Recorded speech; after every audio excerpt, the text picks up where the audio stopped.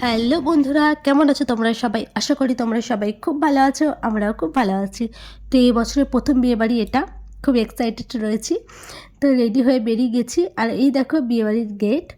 তো ওই গলিরই ২য় নম্বর বাড়িতে হচ্ছে বিয়েবাড়ি, আর এটা দেখাচ্ছে আমাদের গলি, মানে একদম অপোজিটে।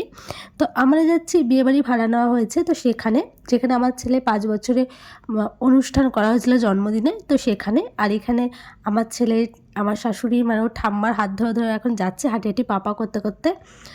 তো ওকে আমি বললাম যে এই ধুতিটা, জানো এই পাঞ্জাবিটা কত কষ্ট করে ওকে পরিয়েছি, ও ধুতি পরবে না কিছুতে।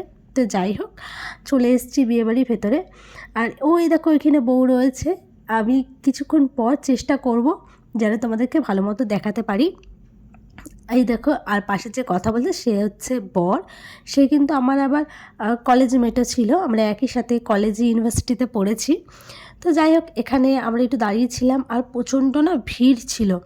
তো কিছুক্ষণ দাঁড়ানোর পর বাবুকে বললাম চলো বাইরে চলো, তোমাকে কিছু খাওয়াই। যে সমস্ত স্টল হয়েছিল সেখান থেকে। এখানে হয়েছিল দই বড়া, পাপড়ি চাট, ফুচকা, কফি, কফির সাথে ভেজ পকোড়া ছিল। তো আমার ছেলের জন্য একটা দই বড়া নিয়েছি। আমি ওকে জিজ্ঞাসা করলাম তুমি কি খাবে, ও বললো দই বড়া খাবো। তো এই যে ওকে সাইডে নিয়ে এসে তারপরে একটা দই বড়া ওকে দিয়েছি। আর আমি নিয়েছিলাম পাপড়ি চাট, কিন্তু ও দই বড়াটা ভালো লাগেনি। আমাকে বললাম মা তুমি তোমার পাপড়ি চাটটা আমাকে দাও, আর তুমি আমার দই বড়াটা খাও। কিন্তু ও পাপড়ি চাটটা একবারই ওই মুখে নিয়েছে, দিয়ে আর নেয়নি।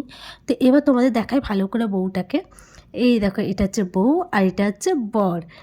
তো কিছুক্ষণ পর আমরা খেতে বসে গিয়েছিলাম। আর আজকাল আমার ছেলের শরীরটা না খুব খারাপ লাগছিলো, আসলে এত লোক তো, ওর না ওতে একটু অসুস্থ লাগছিল। ও অস্বস্তি বোধ করছে, দেখো গালে হাত দেওয়া বসে আছে। তো আমি আমার শ্বশুর শাশুড়ির সাথেই বসে পড়েছি খেতে। তো চলো আমরা খেয়ে দিয়ে নিই, তারপরে একদম ডাইরেক্ট বাড়িতে গিয়ে তোমাদের সাথে দেখা হচ্ছে। আর খেতে খেতে না ভিডিও করতে আমার সত্যি কথা বলতে একটু লজ্জায় লাগে। তো এখানে আমার খাওয়া হয়ে গেছে, দিয়ে আইসক্রিম আর পান নিয়ে বসে আছি আমার শ্বশুরমশাই আর শাশুড়ি মার জন্য অপেক্ষা করছি।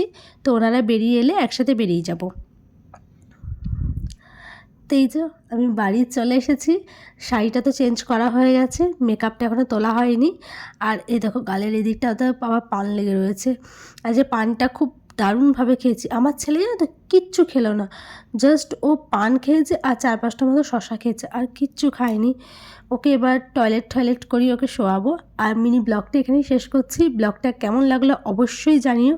যদি ভালো লেগে থাকে প্লিজ একটা লাইক করে দিও, চ্যানেলটা সাবস্ক্রাইব করে নিও। বাই।